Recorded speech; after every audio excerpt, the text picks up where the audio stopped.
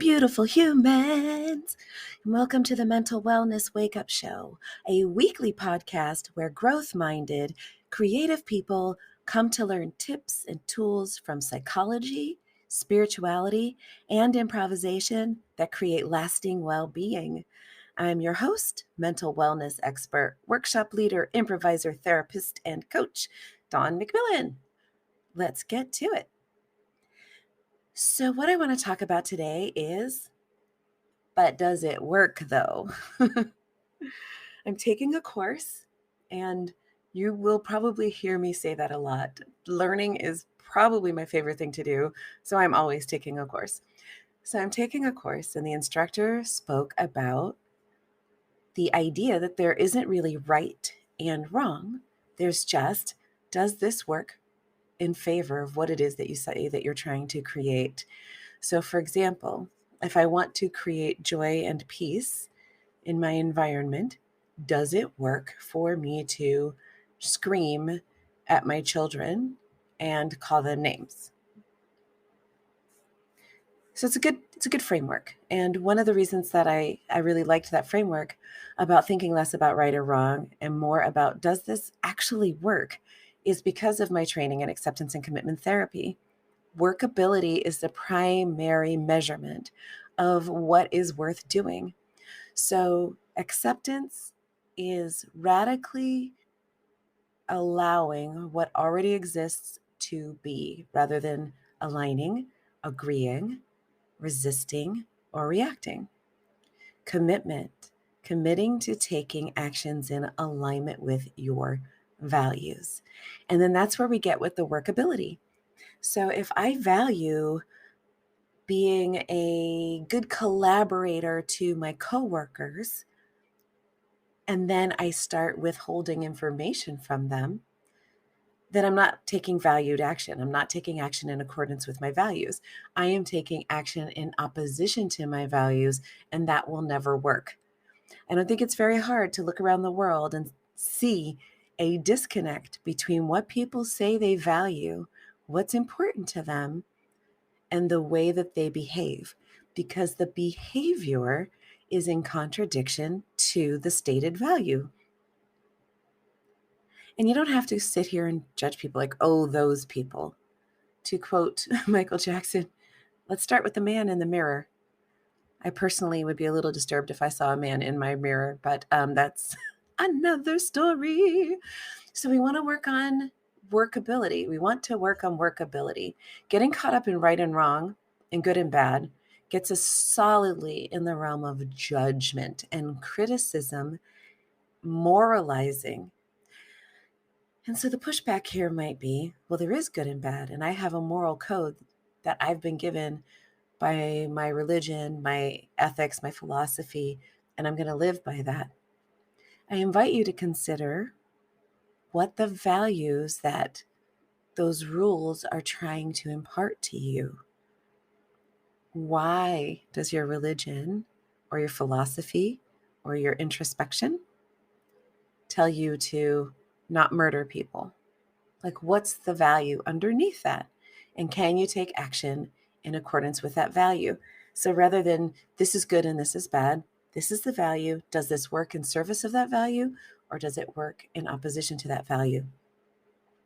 So one of the reasons why workability becomes so very helpful is because you don't have to compare and contrast your moral code to anyone else's moral code. It makes room for psychological flexibility, which is also one of the key components of acceptance and commitment therapy. And the reason why psychological flexibility is one of the key components is because therein lies functionality. We talk a lot about dysfunction. Functional people have psychological flexibility. So I'm making the case that good and bad, right and wrong have problems inherent in them because they pit us against the past, the future, and other people. Whereas workability says, what is the underlying value, and is what I'm doing in service of that value or not? And if it is in service of that value, then it will have a degree of workability. So let's talk about one of the most insidious, non-workable solutions that we are all using. What's that, you ask? I'm so glad you asked. Control. And if you're like me, the Janet Jackson song just came into my mind. Go listen to that when you're done. I'll wait. Control. We are so taught in our culture that we can and should control our inner experiences. And what happens, because we are taught that we can and should control our inner experiences, is that when we fail, we can get into a cycle of blame and shame. And when we fail, to control our inner experiences, we often go to great lengths to avoid our inner experiences. So I've talked about this a little bit before, and I want to dig into it a little bit more. And I'm going to borrow from Russ Harris. He is one of my favorite explicators for acceptance and commitment therapy. I just dig the way that he makes it simple to understand. So I'm going to borrow from Russ here. So he's talking about the normality of control. So we have all tried strategies to control our inner world. We tried distraction, right? I'm just going to, instead of thinking about that experience that I don't like, that anxiety, I'm going to distract myself. We try drugs, alcohol, marijuana, sugar, caffeine. We try to avoid people and places and things that might trigger an experience that we don't like. Sometimes so much so, the fear of the inner experience we might experience narrows our focus so much that we begin to avoid any activity, person, or experience that might remind us of an activity, person, or experience that might be something unpleasant. We become so afraid of shame that we don't make any choices whatsoever. We live in a little box. So control, the control agenda that we've all bought, especially those of us who are Americans, we've all bought it. We think if we control our inner experiences, we can have the life that we've always wanted. We can create everything that we want, and it's all about control. I am hammering on this word control because that is the problem. Control is the problem and not the solution. So how does this happen? We all have been caught up in this agenda. We live in this feel-good society. Everyone likes to feel good. No one likes to feel bad. So we do whatever we can to get rid of unpleasant feelings. Whenever we can't get rid of those unpleasant thoughts and feelings, we do something more extreme to try to get rid of those thoughts and feelings so it can accelerate. And you may recognize that as an iteration of addiction. Oh, okay. The one dose of my drug of choice isn't working. I need more. So we keep trying and trying all these different strategies to get rid of unpleasant inner experiences, feelings we don't enjoy. And the question is, does it work? Does it work?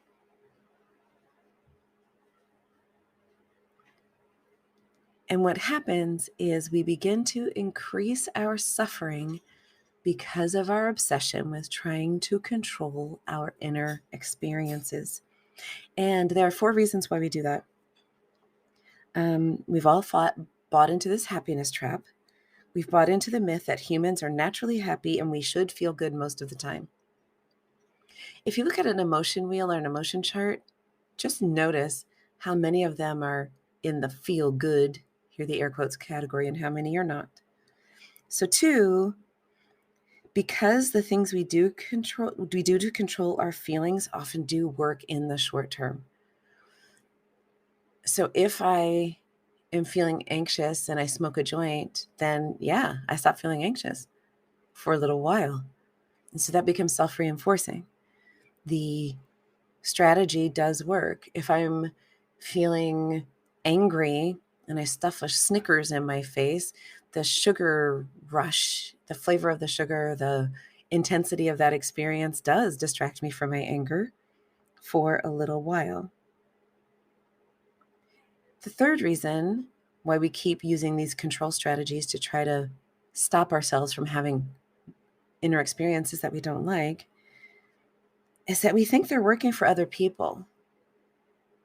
So we have a lot of gurus who are telling us that, if you just do this system, then you never have to have an unpleasant internal experience and you'll just be blissed out all the time. So now I'm in trouble because my own personal spiritual tradition does move towards a sense of joy and a sense of contentment and a sense of peace. And it doesn't do that by making you fight your inner experiences, by trying to control them. The spiritual paths, when they are working, I'm in so much trouble with this, when they are working, are often about noticing the inner experience without judging it, without getting attached to it, without aligning, agreeing, resisting, or reacting.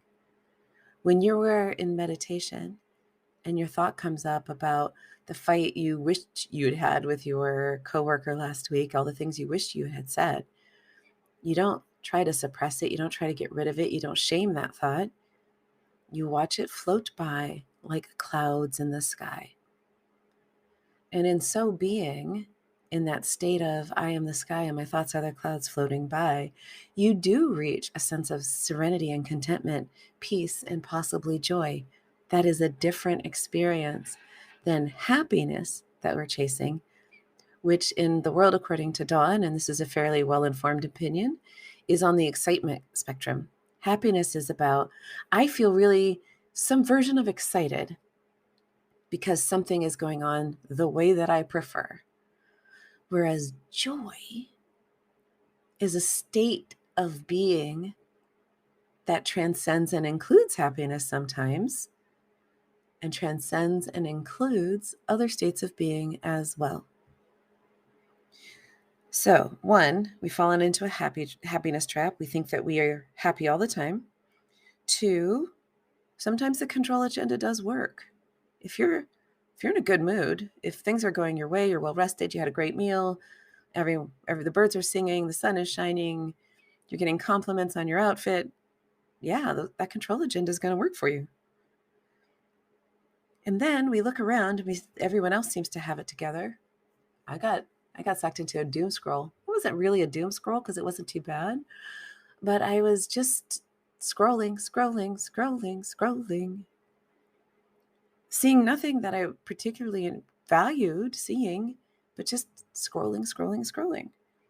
And that's everyone else's highlight reel. Everyone looked like they're just out there just making magic happen left and right, no problems, fabulousness. So we think everyone else has got it down. Everyone else is feeling great, looking great, killing the game, as some people like to say. But the main reason that we all have this control agenda is because that's how our brains evolved. Our brains evolved with this control agenda, and it works beautifully on the outside world. It's a gorgeous tool for the outside world. Your brain is a problem-solving machine, and it's great. You look around your little environment, and there's a boulder in your path. Your brain's like, I got this. We can walk over it. We can walk around it. We can blow it up. We can start digging through it. We can tunnel underneath it. We can, and then you solve that problem and off you go on your path. So the brain is a tool for problem solving. Brain's a hammer, and it makes everything look like a nail, even your own internal experiences. So we're all just walking around trying to control how we feel, and it doesn't work. It's not that we've got no control. We just would have a lot less than we'd like. And when we fail to control our inner world, we get judgmental, we get shamey, we get blamey, we get addicty, we get really upset with ourselves. So we have, and I've said this before, I think, we have that second arrow that the Buddhists speak about. The first arrow is the pain of life. The second arrow is the suffering we create about the pain of life. So when our control agenda fails, right, some unpleasant, some inner experiences just occurred that we do not prefer. We don't enjoy it. So we're suffering. That's the initial arrow. Bob looked at me funny, and now I think he's judging my new haircut, and I feel wildly anxious and insecure. First arrow. Wildly anxious and insecure are not feelings most of us want to have. And so we try to do something to control it. And if it doesn't work, then we think there's something wrong with us and we suffer even worse. Make sense? So imagine, okay, so we think we can control our thoughts. So just imagine for a moment that I said to you right now, completely delete, never to be retrieved again, through sheer force of will, everything you just did for the last hour. Come on. You got control over your mind. Just delete it. Just wipe it out of your mind. Eternal sunshine of the spotless mind yourself right now with sheer force of will. Did you do it? Or how about this? I'm going to teach you French, and I want you to completely forget English. I'm assuming you speak English because you're listening to me. Just never, ever remember another word of English. You're going to be a French speaker now, using the sheer force of your will. Delete the whole language from your brain. Can you do it? But we're in control of our brains, right? We're the charge of our brains. We can make it do whatever we want, right? So those are extreme examples. And it's really just meant to help us get a handle on the illusion of control. It's not that we have none. It's just that we don't have as much as we wish we had. An analogy a podcaster I like uses is that the violin has all the freedom it wants to move around inside its case. It's kind of like this. So if we let go of the illusion of control, the belief that we can reach a state where we are happy all the time and have complete and total control over all of our inner experiences, if we can just drop that, we suddenly create so much more energy. We create so much more peace, so much more freedom. So this brings us back to the top of the episode. Does it work?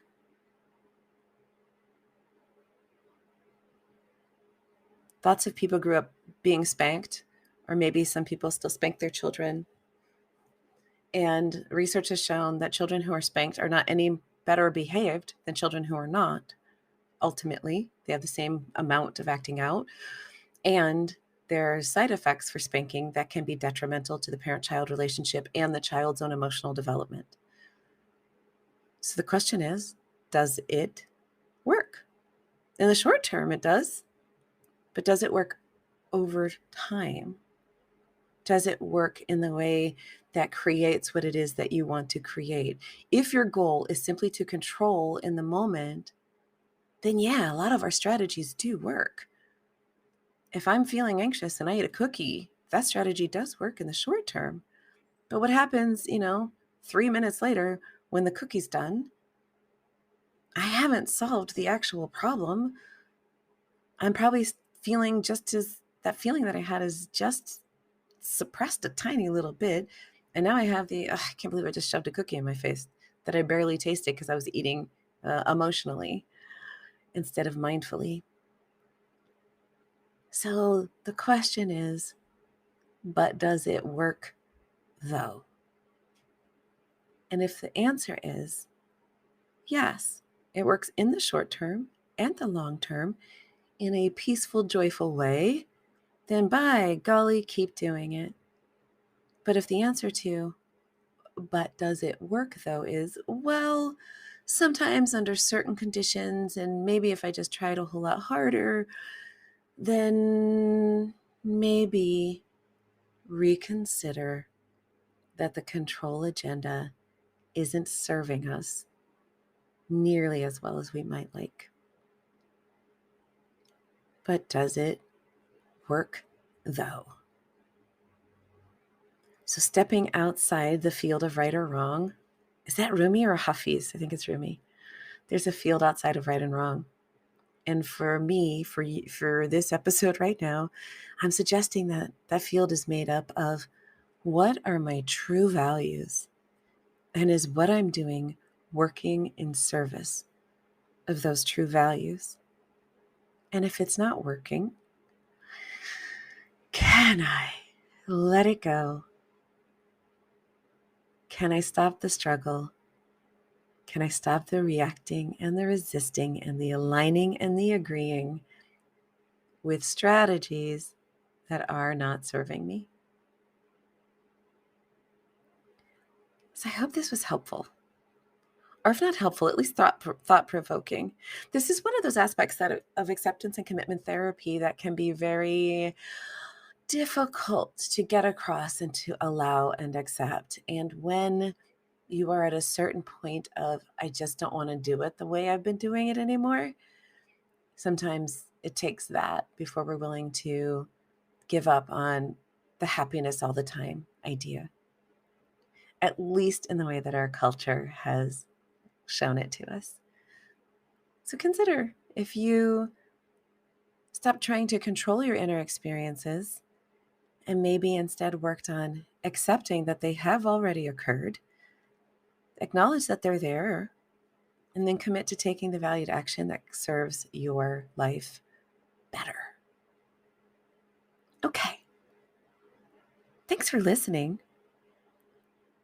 And can I please be the one to remind you at this moment, first of all, would you kindly just please take a big deep breath and hold it? And sigh it out. Some of my material is challenging, I know. And I would be doing you and myself a disservice if I just only talked about things that were easy or fun to hear instead of things that are useful and helpful to know. One big more deep breath. Big more? Sure. And just blow it out and listen as I remind you,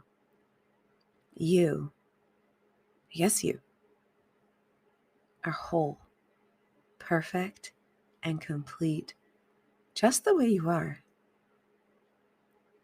And as you are in this moment, you are worthy, deserving, and good enough for all good things. Please do so much generous, wonderful, loving things for you this week, and I will see you next week. I am so honored that you share time with me. If you've listened this far, then something here was of value to you. Would you please be a friend of the podcast and share it with at least one other person? The podcast is available on most platforms, including YouTube, and I need your help to get the word out. So please like, subscribe, and share, and a 5-star review on iTunes would be chef's kiss. Thank you so much. See you next time.